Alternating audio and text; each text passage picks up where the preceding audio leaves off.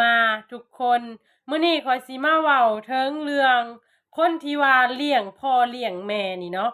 คนที่เลี้ยงพ่อเลี้ยงแม่นี่คือคนบาปเนาะทุกคนเป็นหยังคือว่าจังซั้นก็คือคนที่เลี้ยงพ่อเลี้ยงแม่นี่นะ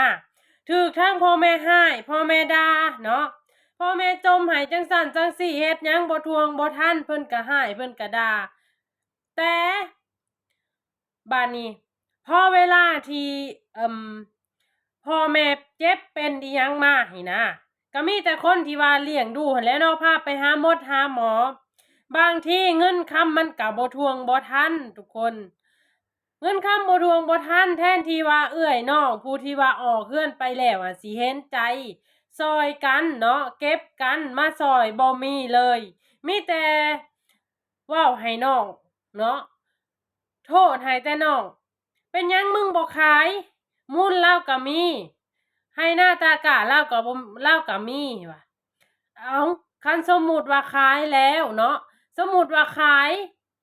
แล้วคนที่เขาเลี้ยงเขาเบิ่งเขาสิกินหยังต่อไปแม่นล่ะวะแทนที่ฮู้จักว่าพ่อแม่เจ็บพ่อแม่เป็นแทนที่ว่าสิเก็บสิกำกันมาเนาะเอื้อยอ้ายผู้ที่ว่าออกไปแล้วบ่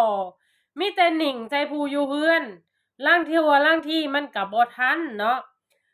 แทนที่ว่าเอื้อยอ้ายน่ะสิเห็นใจกลับเอาแต่ให้น้องเอาแต่มาเว้าให้น้องจังซั่นจังซี่ว่าน้องบ่อยากเบิ่งพ่อเบิ่งแม่จังซั่นจังซี่ว่าน้องบ่อยากดูแลพ่อแม่จังซั่นจังซี่เอาเขาก็เบิ่งเขาก็ดูแลเนาะแต่ว่าบางทีมันก็บ่ทวงบ่ทันคนที่เลี้ยงพ่อเลี้ยงแม่จะหูดีเนาะการเลี้ยงผู้เฒ่านี่มันเป็นจังใดคือ